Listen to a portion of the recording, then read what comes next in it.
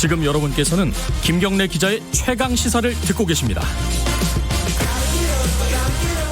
네, 김경래 최강 시사 듣고 계십니다. 뉴스를 보면은 막 전쟁이 중동에서 금방이라도 일어날 것처럼 막 보이지 않았습니까? 미국이 이란의 사령관을 피살했고, 사살했고요. 사실상 사살을 했고, 이란에서는 보복을 외쳤었는데 이 보복 공격이 감행이 됐습니다. 미군 기지를 공격을 한 거죠. 그런데 또 아무도 죽거나 다치지 않는 상황이 됐고, 미국은 확전을 좀 원하지 않는 취지로 트럼프 대통령이 연설을 했어요. 자, 지금 상황 어떻게 봐야 되는지 정의당 김종대 의원과 얘기 나눠보겠습니다. 스튜디오에 나와 계십니다. 안녕하세요. 네, 안녕하세요. 일단 미국이 솔레이마니 네. 사령관을 사살을 한 뒤에 진짜 전쟁 나는 것 같았어요, 분위기는. 네. 그죠? 전쟁 일보 직전까지 가는 듯한 양상이었는데 네. 어제 트럼프 대통령이 연설을 통해 가지고 전쟁은 싫다. 그러나 경제 제재는 계속하겠다. 평화를 끌어안겠다. 예. 예, 이런 연설을 하면서 사태가 진전 기미가 보이고 있어요. 예. 그러니까 당장 증시도 오르고 예, 원유 가격도 안정되기 시작했는데 일단 트럼프 대통령은 피를 흘리는 전쟁은 싫지만 그러나 경제 제재로 이란은 계속 괴롭히겠다. 예, 이러면서 그 장기전을 예고하는 이런 양상이 됐습니다. 근데 이란이 이제 자기 사령관이 죽고 나서 막 보복을 외치고 네. 막 그 최고 지도자가 눈물을 흘리고 네. 막 이런 모습들이 연출이 됐단 말이에요. 네. 그래서 보복 공격을 했는데 근데 이게 조금 애매해요. 그러니까 보복 공격의 수위도 굉장히 좀 낮았던 것 같고 네. 사전에 좀 알려줬다라는 그런 보도들도 좀 있어요. 이게 예. 외국 군대 기지에다가 미사일을 발사한 거는 수위가 낮은 건 아니에요. 아, 그래요? 이거는 전쟁 행위예요. 전쟁. 아니, 열 몇 발을 쐈는데. 13발인가 예. 그렇죠. 예. 이렇게 상대방을 향해 미사일을 발사했다. 굉장히 고강도 대응인데 이게 보면은 미리 그 준비할 여유를 주고 경고를 주고 이렇게 함으로써 상대방은 별로 피해를 안 입었단 말이죠. 네. 이 아르빌 공군기지 저도 갔다 온 데입니다.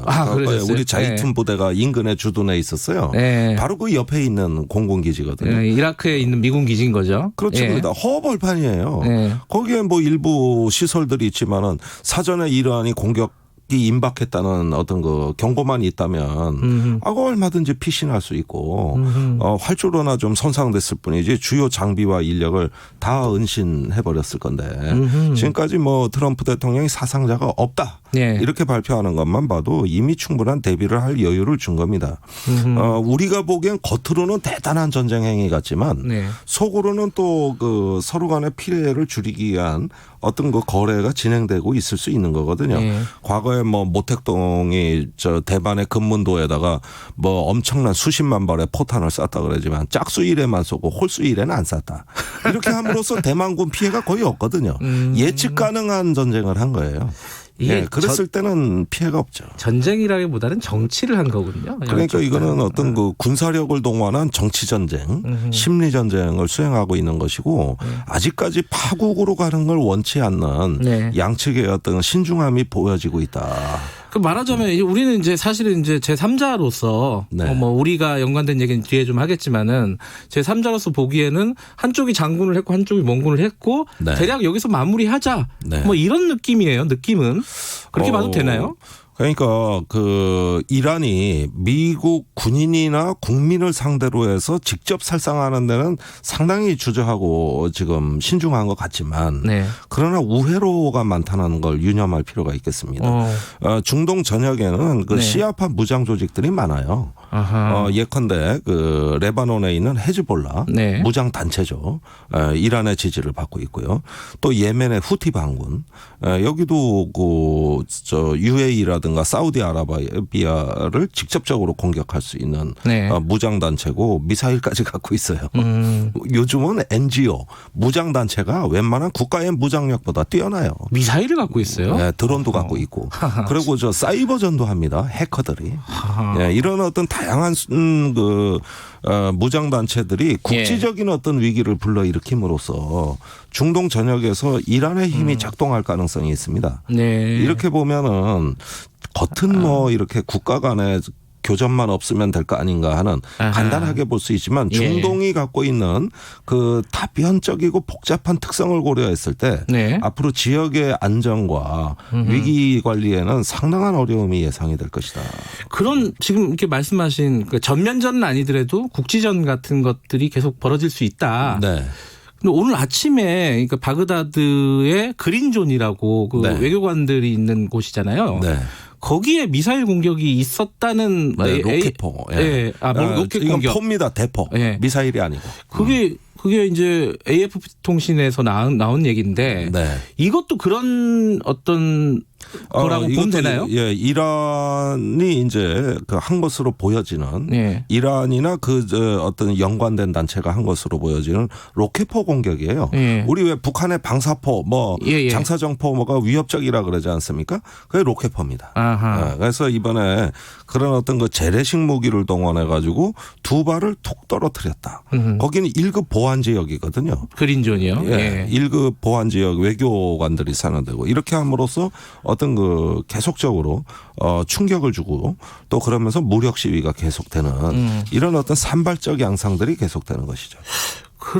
그런 데서 만약에 이제 미국인이 다치거나 사망하는 사고가 벌어지면은 미국도 다시 이제 보복을 할 수밖에 없는 상황 아니겠어요? 그런데 예. 지금 그런 상황은 아니라는 거예요. 예. 우리 집 고양이가 저를 물 때는 예. 일부러 안 아프게 물어요. 살짝. 주인한 고양이 키우세요? 예. 그래서 이 고양이의 의도를 저는 알아요. 저를 이빨을 드러내면 물지만 주인이 안 아프게. 그런데 지금 그 산발적으로 이렇게 그 진행되는 재래식 군사력에 의한 도발이라는 거는 네. 사전 경고하에서 이루어지는 것이고 네. 분명히 파국으로 가려는 것이 아니라 보복의 의지만 천명하는 선에서 우리 집 고양이 같다. 근데 경제 제재는 강력하게 하겠다 이렇게 얘기를 했어요. 예, 저는 그게 더 무서워요. 사실. 거기에다가 핵무기는 절대로 가질 수 없을 거다. 내가 네. 임기 중에는 네. 트럼프가 이렇게 얘기를 했습니다. 네. 이거는 뭐 지금 전체적인 기조가 바뀐다는 얘기는 아닌 거죠, 그죠? 그렇죠. 그런데 지금 이란 핵 협정을 탈퇴한 게 트럼프거든요. 그런데 지금 위기 속에서 이란은 핵 협정을 탈퇴 안 하고 인내하고 있다. 이제는 탈퇴하겠다고 하고 있어요. 네. 그러면 뭡니까? 결국은 이 평화를 보장할 수 있는 유일한 어떤 대화와 협상의 틀이 핵 협정밖에 없는데. 네. 양쪽에서 다 탈퇴하면 무엇으로 평화를 보장하죠?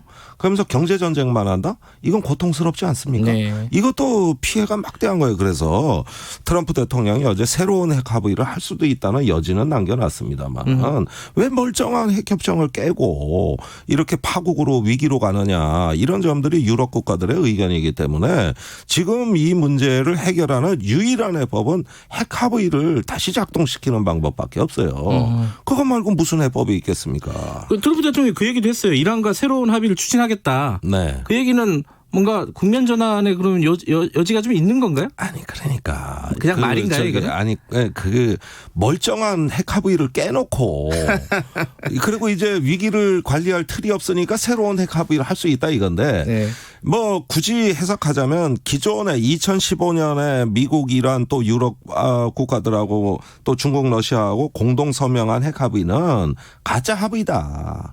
이것으로 이란의 핵 활동을 못 막는다 이 얘기예요. 예. 그러면은 새로운 핵 합의를 할 수 있다는 얘기인데 그거는 북한에 대해서 왜 미국이 주장하는 CVID 예. 또는 PPVD 해가지고 완전하고 검증 가능하며 되돌이킬 수 없는 뭐 핵 합의를 북한에 강요하듯이 그런 식으로 이란에 그러면 핵 합의 강요할 예. 거냐? 안 되는 거거든요. 안 돼요 그런 식으로는. 예. 그건 주고받는 게 없는 일방적 행동이에요. 예. 여기서 잠깐 미국 현지 연결해 갖고요. 미국 반응은 어떤지 한번 좀 알아보겠습니다. 미주 한인 유권자연대 김동석 대표님 연결돼 있습니다. 안녕하세요. 네, 안녕하세요. 워싱턴입니다. 네, 대표님 지금 워싱턴은 몇 시인가요? 지금 5시 반, 오후 5시 반 오후 5시 반. 넘었습니다. 네. 미국에서 그러니까 오늘 그러니까 우리 시각으로는 새벽에 트럼프 대통령 연설이 있었잖아요. 그렇습니다. 네. 여기 시간은 오전 11시 한 10분에 네, 성명을 발표했습니다. 지금 이제 김종대 의원과 저희가 좀 얘기를 나눴었는데 그 연설의 수위가 생각보다는 좀 낮은 수위인 것 같아요. 이게 뭐 더 이상의 군사력 사용을 원치 않는다 이런 식으로 했는데 이건 예측이 가능했던 부분인가요? 현재에서는? 지금 밝혀지는 거에 의하면은 예. 예측할 수 있었던 기미가 있었는데 예.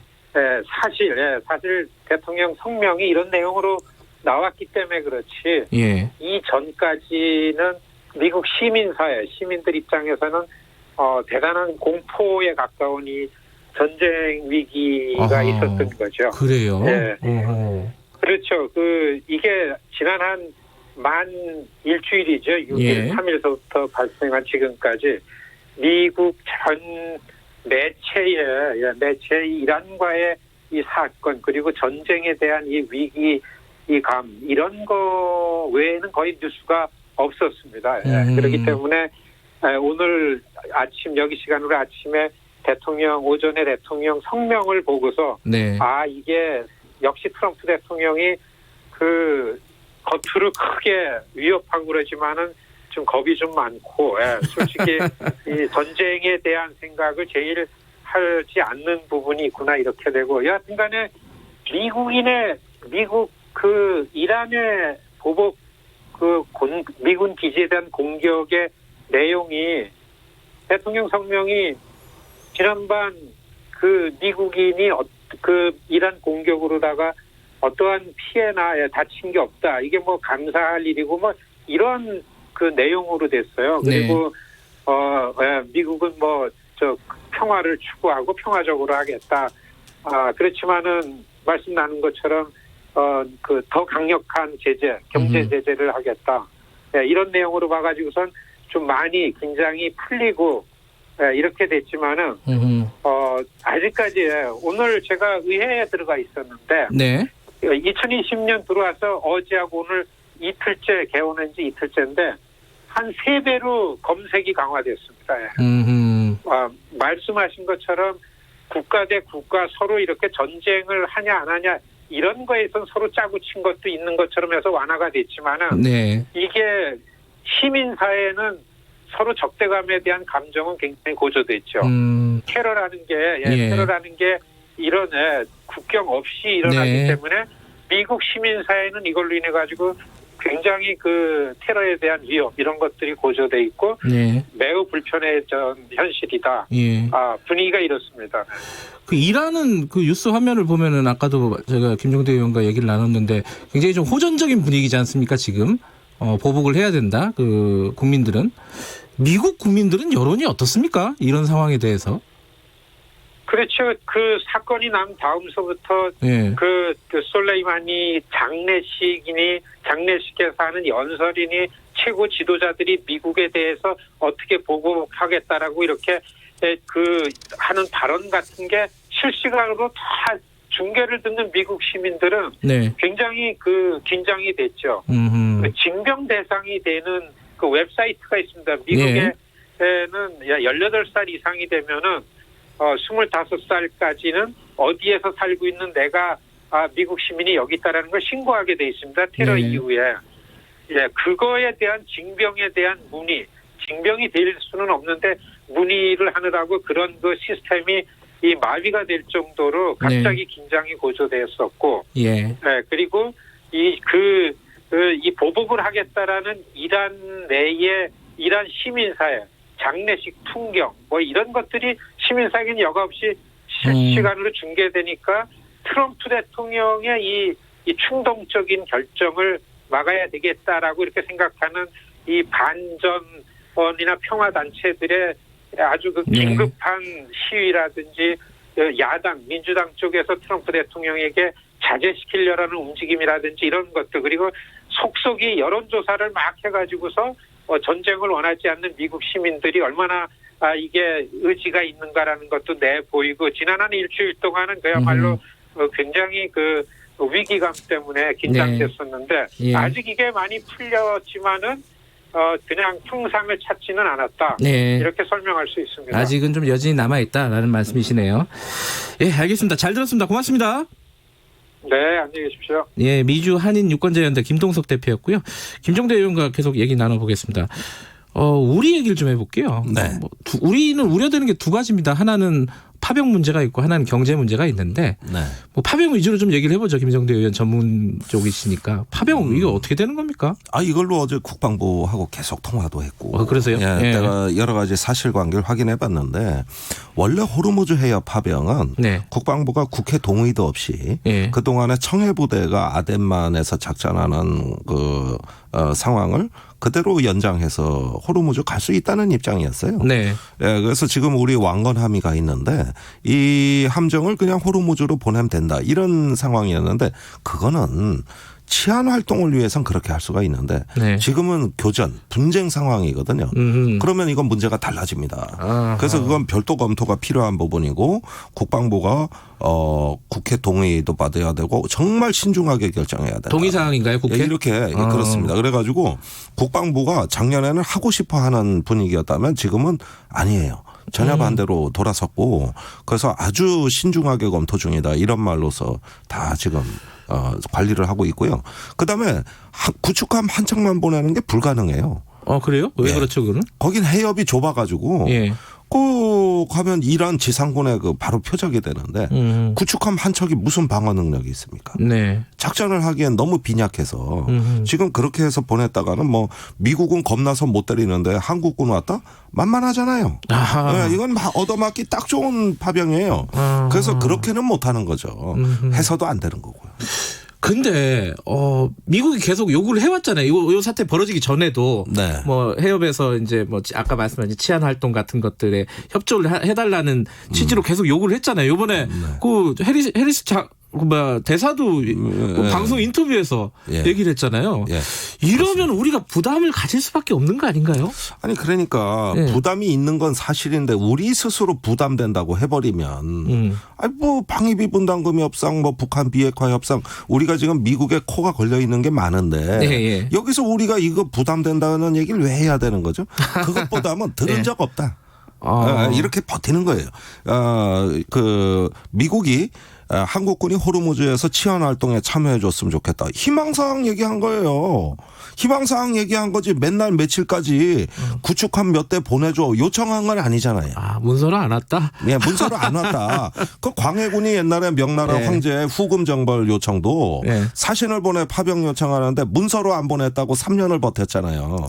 3년이나 버텼어요? 그러다가 이제 본인이 그 정변을 당했지만 예. 이 파병에 관한 논의는 공식 요청이냐 아니냐 이런 논란으로 끄는 겁니다. 그러니까 신중하게 접근하고 네. 절차대로 우리 나름의 스케줄대로 가자 이런 예. 말씀이신 거네요. 우리 국회 동의도 받아야 되고 국민 네. 지지도 받아야 되고 그거 쉬운 일 아니야. 이렇게 하면서 사태를 관망하는 게 광해군식 지혜다.